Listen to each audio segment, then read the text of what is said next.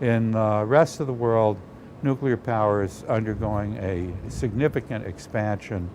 There are 28 new nuclear reactors actually under construction today, and there are plans for about 160 more today.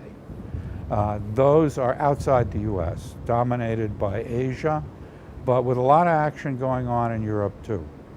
In the United States, we do not have a coherent policy for nuclear power.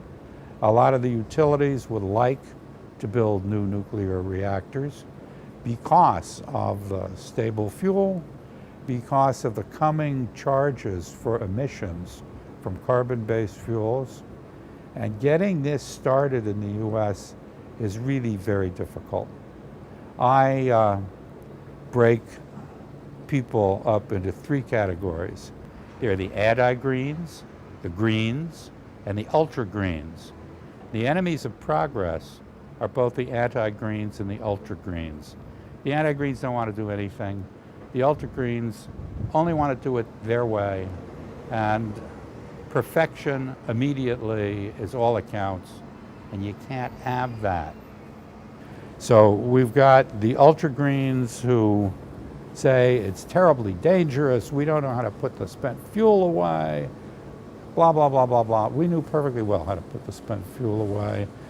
Accidents, I think, are not really a worry. The accident here at 3 Mile Island had minimal consequences.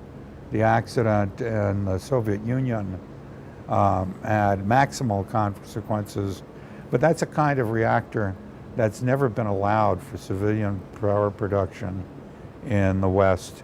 So the issue is, how are you going to get countries that come into nuclear energy to agree to an international scheme? There's no way to solve this problem technically. It has to be solved internationally. You need an international control regime which has, we would call it carrots and sticks. Other countries don't like those words, they hate them. So let me call them incentives and sanctions.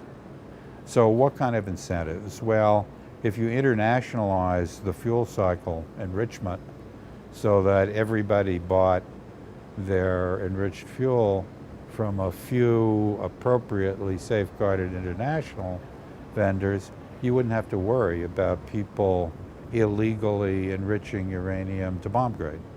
Just wouldn't. That's a diplomatic issue. That's not something for the techies, because the same enrichment process that produces reactor fuel, if you carry it on a lot further, is going to produce weapons fuel. So get the diplomats to work. And my problem is that people are trying to do that work, but what you have is the haves talking to the haves, not talking to the have-nots. You really need the people who have the nuclear know-how talking to those nations who are looking at going nuclear and seeing what would they regard as an acceptable international regime.